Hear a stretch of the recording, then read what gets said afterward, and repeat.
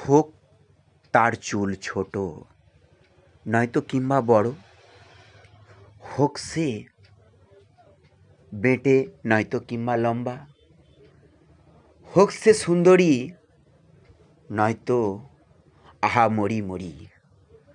তো কি হয়েছে, রতন কাহার তো একটা গান বেঁধেছে, বড় লোকের বিটিলো লম্বা লম্বা চুল।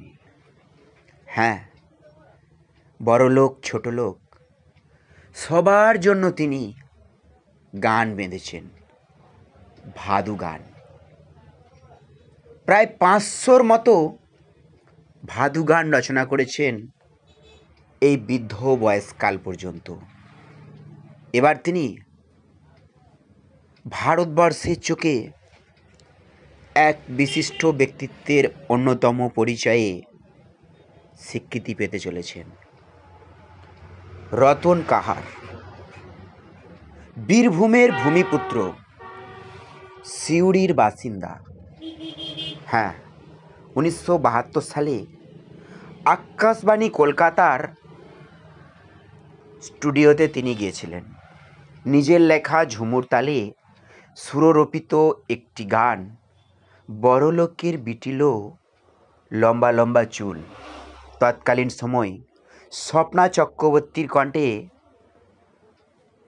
সুবিখ্যাত আলোড়ন ফেলেছিল। গ্রামগঞ্জ শহর নগর তোলপাড় করে সবাই গানটা গাইতে শুরু করলো। গানটা রেকর্ডিং হয়েছিল 1976 সালে। লোক সঙ্গীত শিল্পী স্বপ্না চক্রবর্তীর কণ্ঠে।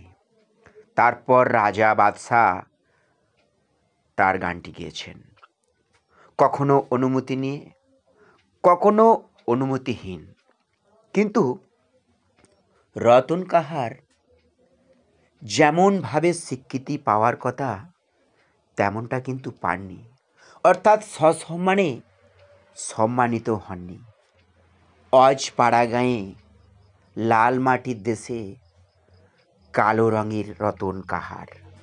হ্যাঁ, তিনি পদ্মশ্রী ভূষণে সম্মানিত হচ্ছেন। খবরটা সিউড়ির ভট্টাচার্য পাড়ায় আসার পরে আনন্দে জোয়ার বইতে চলেছে।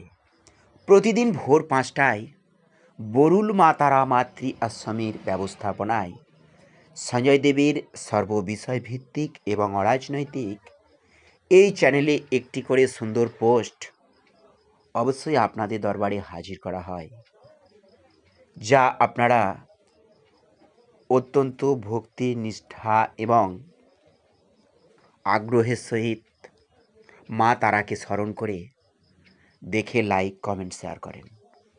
আজকের ভিডিওটিও কিন্তু অত্যন্ত গুরুত্বপূর্ণ। পশ্চিমবঙ্গের অনেকেই পদ্মবিভূষণে সম্মানিত হতে চলেছে, তার মধ্যে একটি অন্যতম নাম রতন কাহার।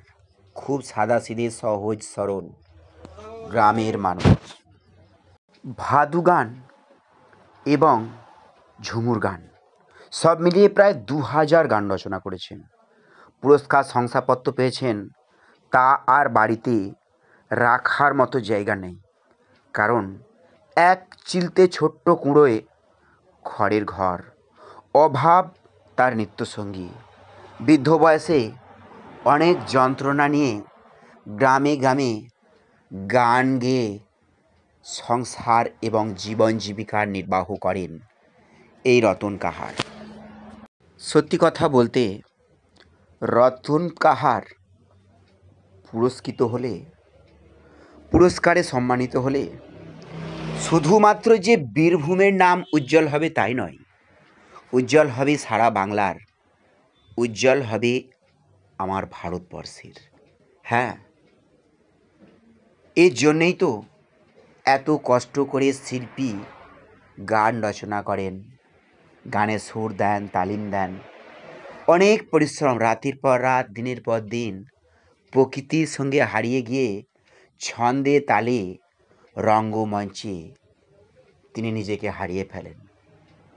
কথায় আছে না, শিল্পীর জীবনে শত আঘাত গোপনে, দুঃখ দিও না কেউ অযথা অকারণে। হ্যাঁ, শিল্পীকে সম্মান করুন, শিল্পীকে কুর্নিশ জানান, শিল্পীকে ধন্যবাদ জানান, শিল্পীকে শতকোটি প্রণাম জানান।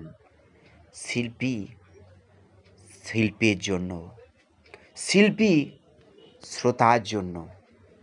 হ্যাঁ, রতন কাহারের সুস্বাস্থ্য এবং দীর্ঘায়ু কামনা করি। রতন কাহার আরও বড় হন, এগিয়ে চলুন এবং দেশের মুখ উজ্জ্বল করে রাখুন অনেক অনেক বছর। পদ্মবিভূষণে সম্মানিত রতন কাহার খুব সহজ সরল মানুষ, নেই লোভ, লালসা, আত্ম অহংকার, রাগ। একথা আমরা অনেকেই জানি, আবার অনেকেই জানি না। রতন কাহারের জন্য রইল বরুল মা তারা মাতৃ আশ্রমের তরফ থেকে আন্তরিক প্রীতি, শুভেচ্ছা ও অভিনন্দন। নমস্কার।